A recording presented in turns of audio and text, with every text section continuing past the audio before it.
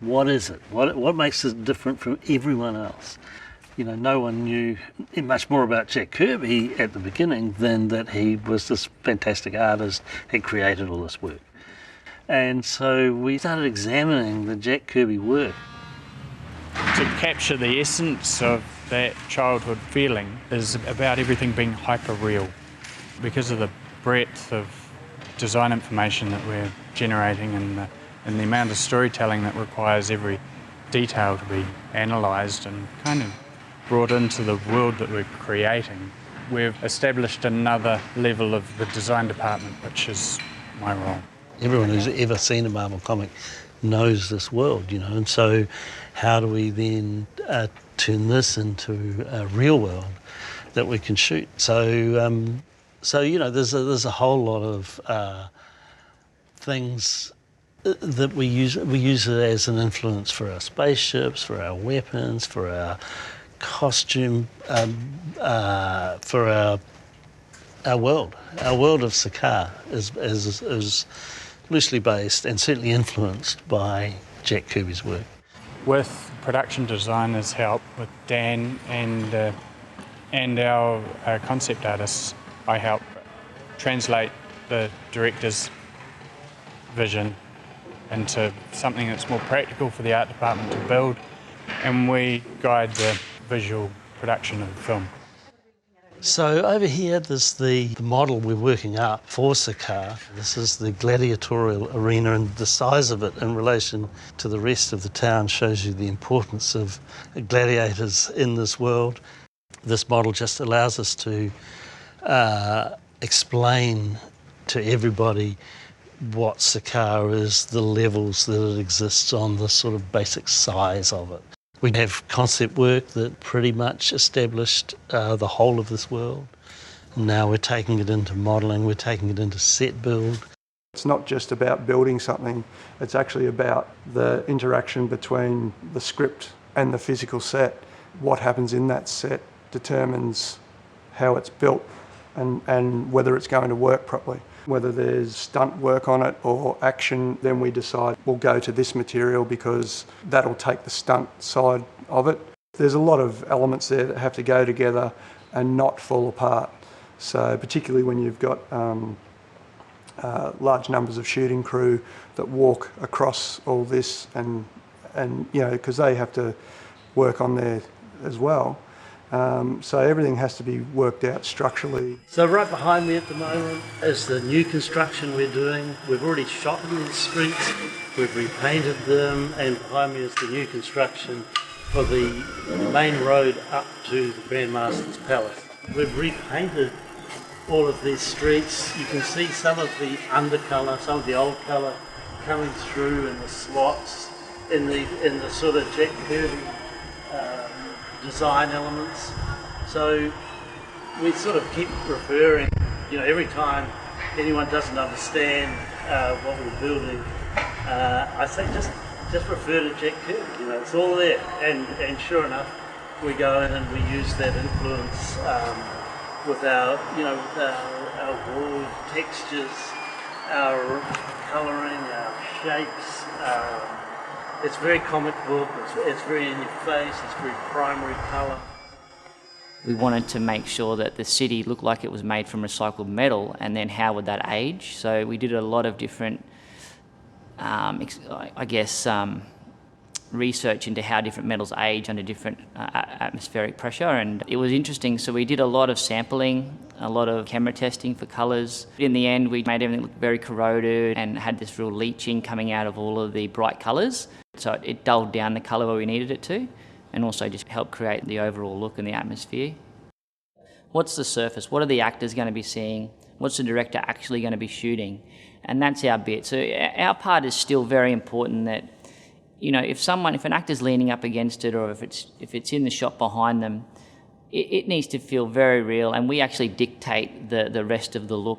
Well, the process with the throne, because that set in particular, it was a blue screen set.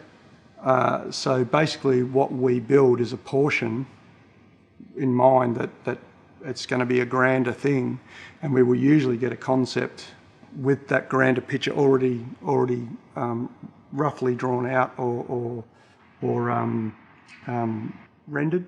The throne room had a few different elements. The main focus was the throne itself, which was all completely sculpted, and then on top of that we came over with gold powder in a clear medium.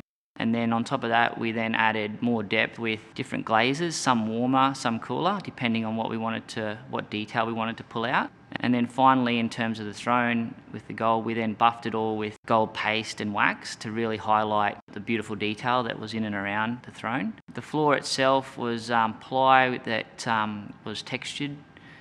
And then on top of that, we put 4 different base colours, 5 different glazes, and then we aged on top of that to pull the whole thing together and give it a really nice cinematic feel, because it's important to not only go through the process but then see how it's going to look through camera and what they're going to see.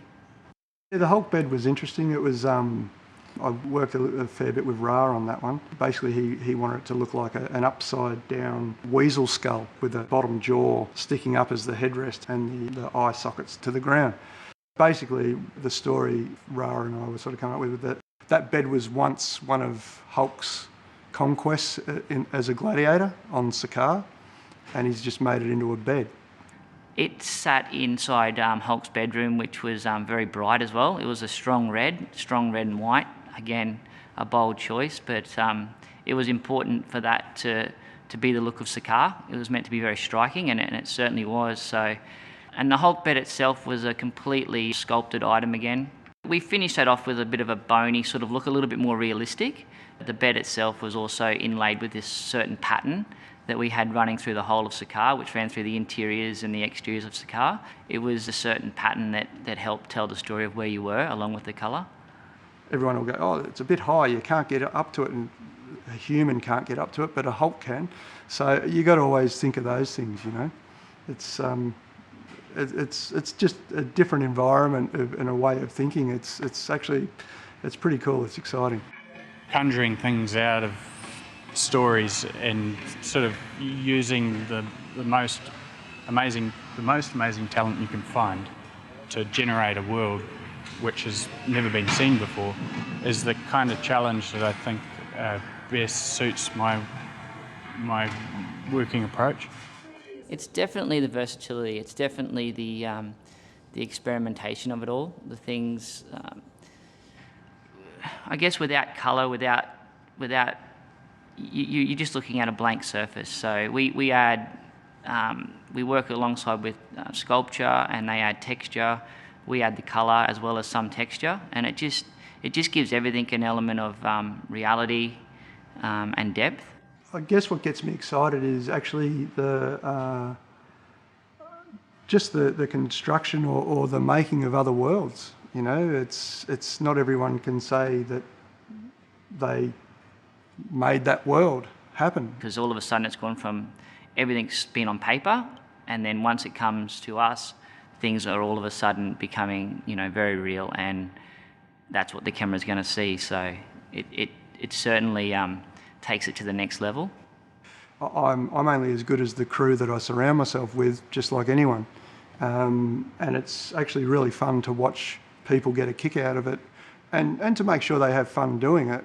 And then when you see it on the big screen and you know, it's a passion that it really gives you a sense of a different, I would say, a different aspect of being an artist.